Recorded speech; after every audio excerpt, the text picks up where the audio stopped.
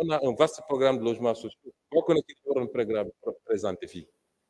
ñu njëkk a profiter c'est les couches les classes moyennes comme on dit les travailleurs li ñuy liggéey la parce que jàpp ni ci préoccupation essentielle de tout citoyen rawatina borom kër mooy nga am foo moom sa bopp boo weer kenn du la fëgg ne la andi location lu ñuy liggéey la ak yéen dinañu continuer aussi di liggéey ci lépp loo xam ne farata la ñu fexe ba retard du ci am te kenn du ci ñaxtu bokk na ci salaire bourse indemnité yeeg prime yi bëri na ci enseignement bi bëri na ci enseignement supérieur bi éducation nationale yooyu yëpp wax nañu léegi li jëm ci dette publique bi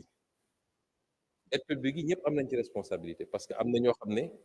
dem nañu jël ay engagement ak état te jaarul ci yoon marché sax xamuñu ko woon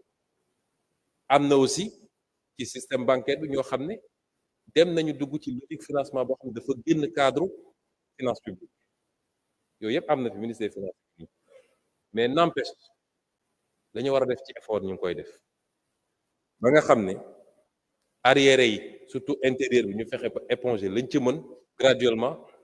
mais surtout fexe ba lii andi yenn problème yi chaque jour te coow di am ñu fexe ba loolu non am retard mais nañ ko def ci anam bi mu gën a rafete loolu tam engagement yi ñu mën a jël la tout de suite et maintenant sur les salaires les bourses les repreneurs des universités des restos des universités la dette intérieure des BTP continuer di liggéey sur la baisse des denrées ak yeneen yi ma wax ni ensuite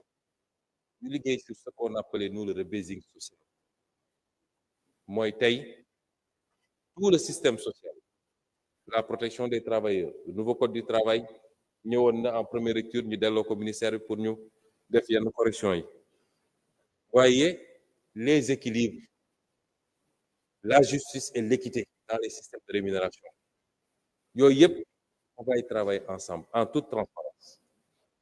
parce que am na loo xam ne lu koy andi mooy toog les enseignants supérieurs dañ koy wax yenn saa yi keneen da koy wax yow mun nga nekk classe exceptionnelle wala hors hiérarchie wala leneen nga gis koo xam ne peut-être c'est dans le temps sax qu'il a été recruté avec un baccalauréat mais li may faye ceeb